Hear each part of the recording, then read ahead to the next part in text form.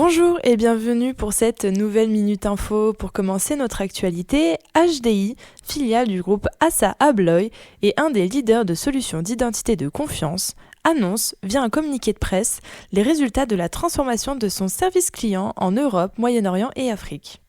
La division contrôle d'accès physique atteint un NPS de 76 et un CSAT de 86, des niveaux rarement observés dans le secteur de la sécurité électronique. 98% des demandes clients sont désormais traitées en moins de 8 heures avec un délai moyen de traitement des commandes inférieur à 24 heures. Cette performance repose sur une organisation décentralisée par zone géographique, un modèle d'interlocuteur unique et un renforcement des expertises techniques locales. Déployé depuis 18 mois, ce modèle devient une référence interne pour le groupe ASSA ABLOY et préfigure une montée en puissance de l'intelligence artificielle dans la maintenance et l'anticipation des besoins clients.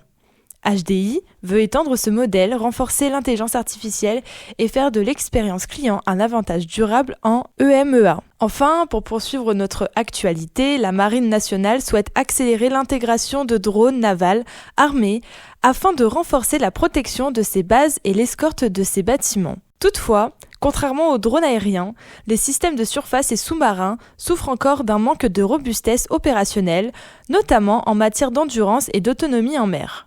Leur capacité à fonctionner de façon fiable sur plusieurs semaines, voire plusieurs mois, reste limitée, ce qui freine leur déploiement à grande échelle.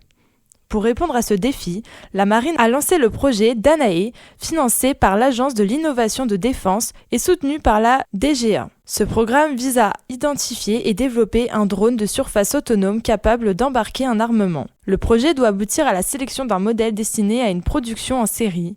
Pour l'état-major, Danae est un enjeu stratégique afin d'optimiser la surveillance maritime et la protection des approches navales. Enfin, pour finir notre actualité, l'appel à projet 2026 du Fonds interministériel de prévention de la délinquance est ouvert dans l'Eure. Il vise à soutenir les initiatives locales en matière de prévention de la délinquance et de la radicalisation. Les collectivités, associations, organismes publics ou privés peuvent candidater. Les projets peuvent concerner la sécurisation des établissements scolaires.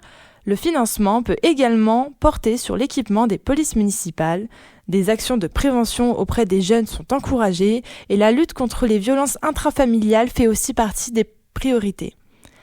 Les dispositifs d'accompagnement des publics vulnérables sont éligibles.